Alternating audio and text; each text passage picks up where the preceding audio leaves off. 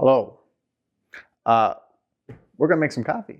It's been requested because I have kind of like a coffee addiction, or at least it's been brought up a lot about that I really do enjoy coffee. To make a video for you guys just to show like kind of my method on how I make coffee. Um, so I have actually two different methods that I generally use for doing coffee. It depends on whether I'm doing a single cup or I'm doing multiple cups. I'm only going to cover how I do the single cup today, which is usually with an AeroPress. Otherwise, I do have a V60 that I use because it's for making just about 2 cups of coffee. And the method for using this is a little bit more standard, so I'm not going to like waste your time. You can just Google this and find pretty good information on using this anyway. So what I'm going to actually do is I'm going to show you how at least I use an AeroPress. That does not mean that it is the way that you use it or anybody else uses it.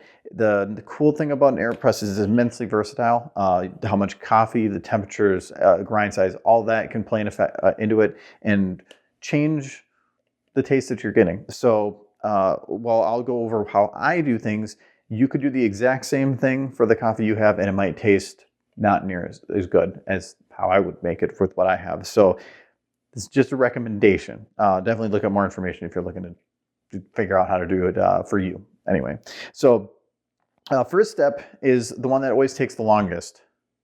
That is water. I have just a standard kettle here. I used to have an electric kettle. I do not have one anymore because Michael tried to kill me with it when it broke. So instead I use just a standard metal kettle you put on the stove. This one has a thermometer on the top. It's actually made for coffee to where it has a little red line within the 90 to 95 Celsius range. That does not mean that that is the best range. Depends on the coffee. You'll learn very quick that when it comes to coffee, it depends. So I'm going to get some water in here and we're going to get it boiling. All right. When it comes to the water you put in here, be careful. So I have a very, very filtered water system. So there's very, very little amount of minerals or particulates that go in there. If you're just using hard water, it could actually lead to a bad taste. For instance, at my work, the coffee that I make from the hard water there is disgusting. It's the same method I use here. It's just disgusting. So if you don't have good water at home, bottled water will help. There are actually mineral packets you can get if it's too filtered to try to balance it out to what coffee should have. But nonetheless, if you have bad water, you're going to have bad coffee. So quality of water matters too. But we're going to put this on the stove here and just let that sit. For what I do, I get this up to 90 C. Water will usually stop making noise. It'll probably lock at about 95 before it would go any higher, but I want to get it before then. Until then, we can prep a couple other things.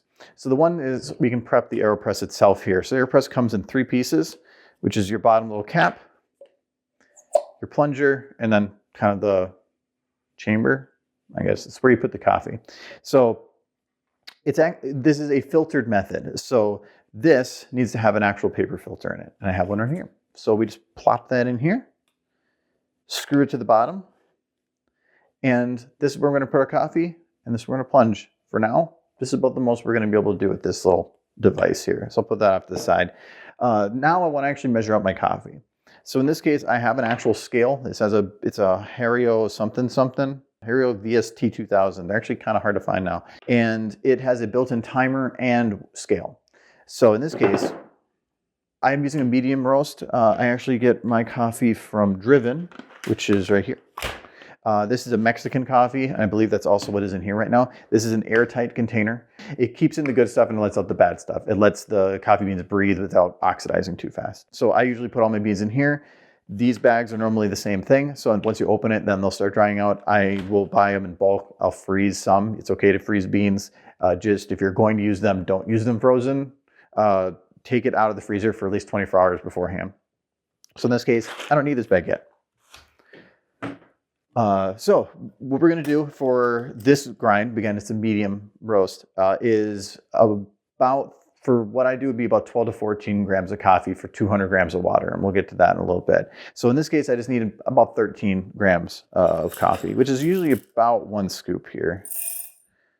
Oh, wow. Yeah, I hit 13 dead on. Look at that. I'm a pro.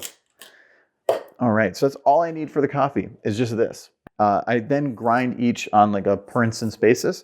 So in this case, I have a Baratza Encore. This is a cheap grinder. It's not fancy. It does its job.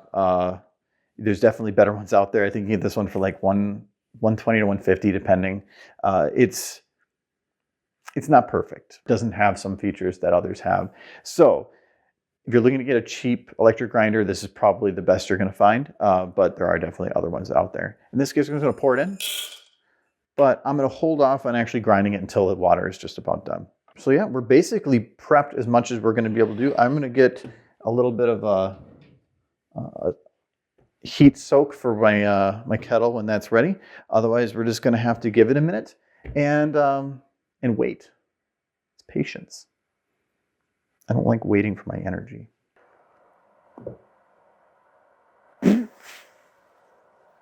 So the water's just about ready now, so I can start prepping some of the other stuff. So I can start grinding my beans here. This is kind of a loud one. It doesn't have an auto off. Mine's just a switch. I like holding the button because it gives me control of the situation in case the beans revolt. So let's get some grinding in. It's done. This one does a very, very good job of like keeping everything kind of contained in there. So the best thing is to be abusive, shake a little bit, and it will help loosen up so that you don't make a mess when you pull this out. If you don't have good quality beans or you're unsure on if you want a decent cup for a little less work, add a pinch of salt to your ground beans. It will usually help remove some of the acidity and the bitterness and balance things out. If you do it just right, probably don't need it, but it's a nice little cheat and a little hack if you're looking for a good cup. Otherwise, I think my water is just about done.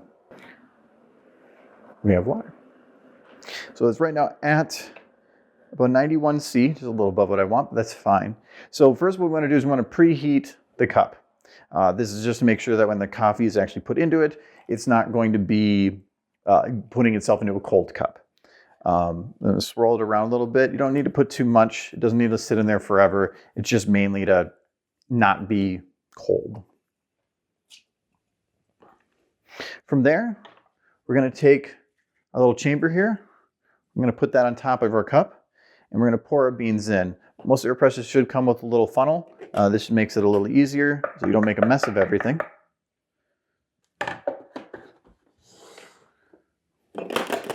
All right. Now you want to shake it, get the beans so that they're flat at the bottom of the chamber. And then from here, I'm going to zero out my weight. I want to make sure it's zero on the timer. And I'm going to pour in the water on top of the beans up to 200 grams. If you don't have a scale, usually you can just go until about the 4 that's on here. But in the case, I'm just going to keep pouring until I hit my 200 grams. I want to make sure I start my timer. I'm going to spin this around a little bit just to make sure I kind of wet the beans on all sides. We are at 200. And then I'm going to place the plunger into the top. You're going to have to kind of go in at an angle and push. And then once it's in there, lift up a little bit so that it creates a vacuum. What you're doing is you want to prevent the liquid from just to keep using gravity to pour itself through the AeroPress. So I'm pull it off my scale, and we're going to wait until about 2 minutes at this point. So when using the plunger here, make sure it is pretty centered. If it isn't, it could create an imbalance that will eventually cause it to tilt, and then pop off because, again, you're using a vacuum. So you just be careful on that. You are dealing with very hot liquids. Don't get rid of your water here yet. AeroPress makes a pretty concentrated brew. So if you feel like it's too strong of a cup, just add some water to water it down. You're not dirtying the coffee in any way. You're still getting the same amount of caffeine, the same amount of coffee. You're just getting it over a larger amount of liquid. Nothing wrong with that. It's kind of making like an Americano of sorts. Nonetheless, now we wait. Okay, we're just at about time here. So what we're going to do when we're at 2 minutes is we're going to grab both the AeroPress, the top plunger, and the base, and along with the cup, and we're just going to give it a swirl. What this is going to do is it's going to break up the coffee that had been probably dried or crustier at the top, it's now going to drift to the bottom and absorb as much more as it can. Once you're at the 2 minute and 30 second mark, so 30 seconds more, then we will begin the plunge. It sounds, I shouldn't say it like that. That sounds really disturbing. So at 2:30, you're just going to grab the base and you're just going to plunge this down. You're not looking for like leaning into it. Just kind of do a one-armed push and you hear it kind of dribble, dribble, dribble. I usually keep my left hand there to make sure that it stays centered. You go all the way down. You can stop at the hiss. You can push all the way through. It really doesn't matter. Once you're all the way through, lift up the plunger just a little bit. That'll create another vacuum in here and make it so when you lift this up, you're not going to make a mess. So from here, you can get rid of the puck that's in here. This is pretty hot, but you can remove the top here and just dump out the coffee. Super easy. Before I even touch my coffee, I wash all my utensils.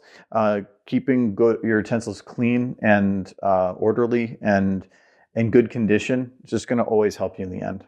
I've been using this same AeroPress since the pandemic started, so it's about a year ago or so, and it's still in really good condition.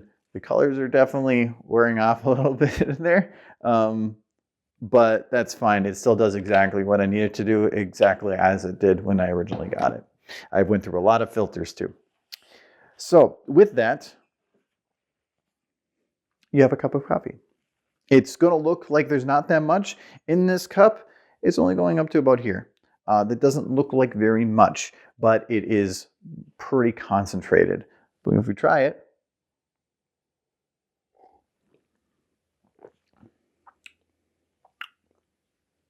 it's actually pretty good. It's a little strong, and it just depends. Sometimes I actually will like that, and I'll just sip on it. Other times, I'll just add a little bit of water, just because maybe I want something like today. It's raining out. It's a little colder, so I want something that's just hotter to drink over a longer period of time. So there's, if you want to add milk or cream, that's the great thing about having a more concentrated brew is you're not going to water it down or already watered down blend. You can get about halfway to a latte. So nonetheless, that's basically how I make a coffee basically every morning other than weekends. With Michael around, I have got him addicted to coffee, so that's where I use the V60, which is a pour over method. So, but that you can Google pretty easily to figure out how to do that one. So I hope you learned something in me going over how I make coffee in the morning. It's an enjoyable experience. Yes, it takes a little bit waiting for the water to boil, grinding everything, but it's therapeutic. And it's just kind of nice to stop the day for a minute, just to make something for yourself. So thank you everybody for your support, and I hope you have a good one. It actually turned out really good. For those rough mornings, how long have I had this? Best before 2018. Michael will probably still drink it. He doesn't read labels.